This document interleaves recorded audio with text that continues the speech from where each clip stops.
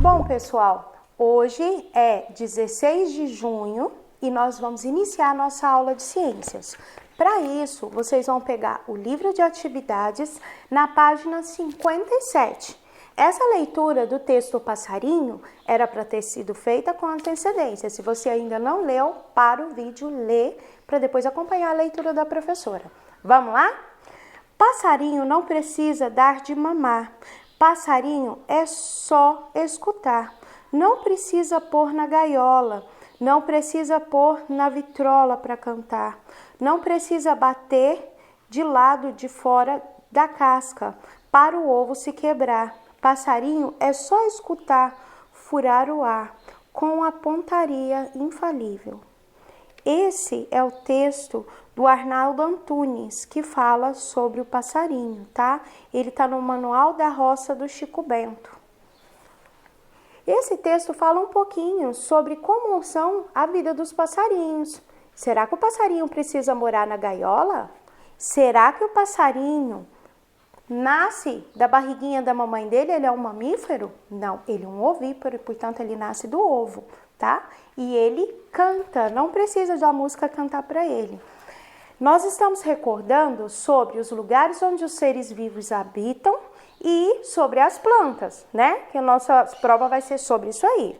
Circule no poema a fase da vida de vida do passarinho. Aqui mostra uma fase da vida, que é a hora que ele está no ovo. Então, você vai circular a palavra ovo lá no texto do passarinho. Os seres vivos são classificados em diferentes grupos, que reúnem aqueles que têm características comuns. Escreva o nome do animal representado a seguir que é mais parecido com o passarinho do poema. Olha só, você tem um papagaio, um rato e uma tartaruga. Qual que é mais parecido com o passarinho do poema? Vocês vão escrever o nome desse animal. Lembra? O que tem bico, o que tem pena. Liste duas características desse animal que justificam suas respostas na questão anterior. Bico, pena, voa, tem asa. Ao observar as semelhanças e as diferenças entre os seres vivos, os cientistas os classificam e os organizam em diferentes grupos. Observe os seres vivos representados nas imagens a seguir e indique o grupo em que eles pertencem. Para isso, utiliza-se o nome dos grupos.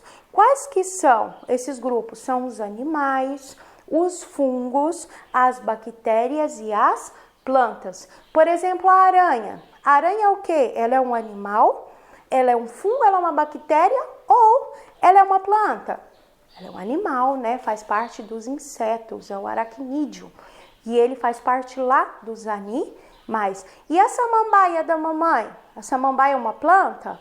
É um animal? É um fungo ou é uma bactéria? A gente tem que ter sempre essa característica na cabeça. Por exemplo, você tem uma foca, um cogumelo, as flores e bacilos, lactobacilos aqui. Qual que é fungo?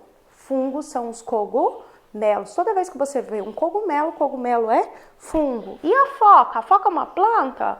É uma bactéria? Não, a foca é um animal. Então, você vai escrever animal. E as plantas? As flores são plantas? São, lembra, é a parte reprodutiva da planta. E por último, você tem os lactobacilos, tá? Que estão presentes na nossa comida, na nossa alimentação e que são bactérias.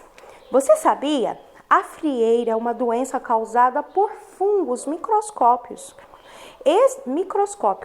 Esses fungos geralmente crescem e se reproduzem entre os dedos do pé, causando muita dor e coceira. Para evitá-la, é preciso lavar e secar bem os pés, trocar as meias todos os dias e usar calçados ventilados, evitando que fiquem muito suados. Vamos lá para a próxima página? Lembra aquela pintura daquele pintor famoso que a gente viu que tinha um monte de animais? Ouve lá. Você se lembra da ilustração de Charlie Harper, que consta na página 4 do seu livro de classe? Ela representa a diversidade dos seres vivos que existem no nosso planeta Terra. Que tal fazer uma ilustração parecida com a dele? No espaço a seguir, desenhe alguns seres vivos que você estudou neste capítulo e acrescente outros, se preferir. Podem ser grandes, pequenos, plantas, animais, bactérias, tá? Vírus, vocês que sabem, só que eu preciso que estejam fungos, tá? Que estejam todos ordenados aqui. E por último, não é por último não, agora a gente vai trabalhar a parte das plantas. Aqui vocês vão colocar todas as partes que contêm as plantas. Lembrando que isso vai estar lá na prova, então é importante, ó, flor, fruto, raiz, caule, folhas. Aqui não mostra sementes, tá bom? Mas faltou a semente, tá bom? Você sabia? Os frutos protegem as sementes. Então, o limão e o pepino são frutos, pois contêm sementes. Ligue as partes das plantas às respectivas funções. Você vai ter a raiz, as folhas, o caule e as flores. Vocês vão procurar. Para que serve a raiz? Para que serve as folhas? Para que serve o caule e a flor? Lembrando que tem a produção de alimentos e a respiração. Qual que é a parte da planta que produz o alimento e a respiração? E a absorção da água e dos nutrientes da terra, quem é que faz? E a reprodução da planta é responsável por qual parte? E o transporte da substância entre as raízes e as folhas, quem faz? Bom, aqui vocês vão recortar e colar no lugar adequado a germinação da pimenta. Primeira coisa que tem que acontecer, primeiro a semente, depois a semente brotando, depois a semente com as duas folhinhas, né? Depois as folhas todas, as flores e por último a fruta, tá bom? Aqui é uma palavra que é para você descobrir o que é, eu não vou contar para vocês. Escreva o nome da parte do pimenteiro que formam a figura 5 e 6, tá? Eu imagino que é a flor e o fruto, a resposta. E por último, essa página aqui. Está escrito, imagine que você é um botânico. Botânico é o cientista que estuda as plantas. E em uma expedição pela mata encontrou um fruto que não conhecia. Você ficou muito curioso e agora quer saber que fruto misterioso é.